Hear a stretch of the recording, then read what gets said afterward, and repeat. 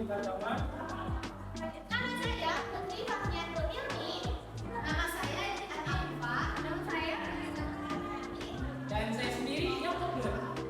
Permasalahan utama dalam pembelajaran pada pendidikan formal saat ini yaitu masih rendahnya daya serap peserta didik. Hal ini juga terlihat dari rata-rata hasil belajar yang dicapai peserta didik masih memprihatinkan. Maka dari itu, seorang guru harus mampu meramu wawasan pembelajaran yang lebih menarik dan disukai oleh peserta didik, sehingga mereka memiliki minat yang tinggi dalam belajar. Tapi kalian tahu nggak sih masalah-masalah internal dalam belajar? Yang pertama yaitu sikap terhadap belajar.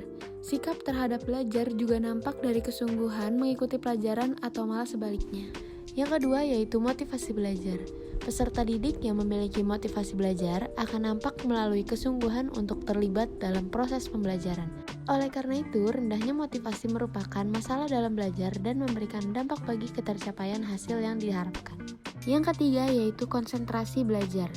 Kesulitan berkonsentrasi merupakan indikator adanya masalah belajar. Untuk berkonsentrasi memerlukan waktu yang cukup lama. Namun, dengan adanya bimbingan, perhatian, serta bekal kecakapan yang dimiliki oleh guru, maka secara bertahap hal ini akan dapat dilakukan dan siswa akan mudah berkonsentrasi dalam belajar.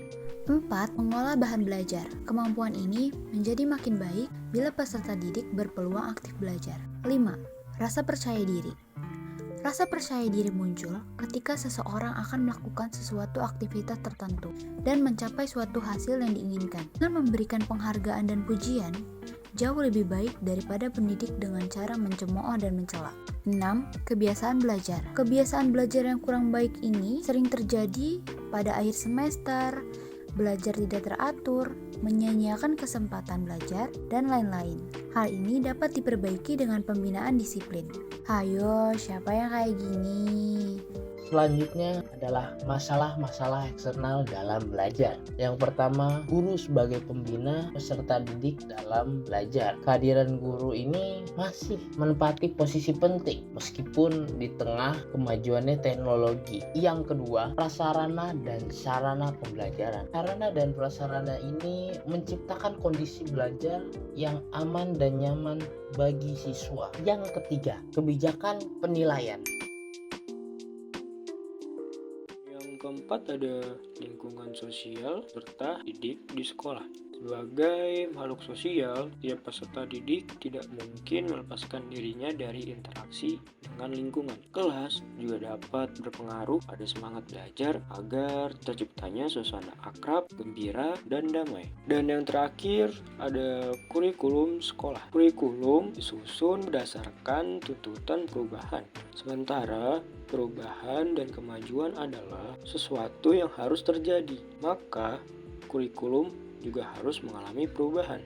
Lalu, bagaimana cara kita mengatasi masalah belajar ini? Cara mengatasi masalah belajar yaitu dengan cara pertama ada identifikasi, yang kedua ada diagnosis, yang ketiga ada prognosis, yang keempat ada terapi atau bantuan khusus, dan yang terakhir ada tindak lanjut atau follow up untuk mengetahui keberhasilan bantuan yang telah diberikan pada peserta didik.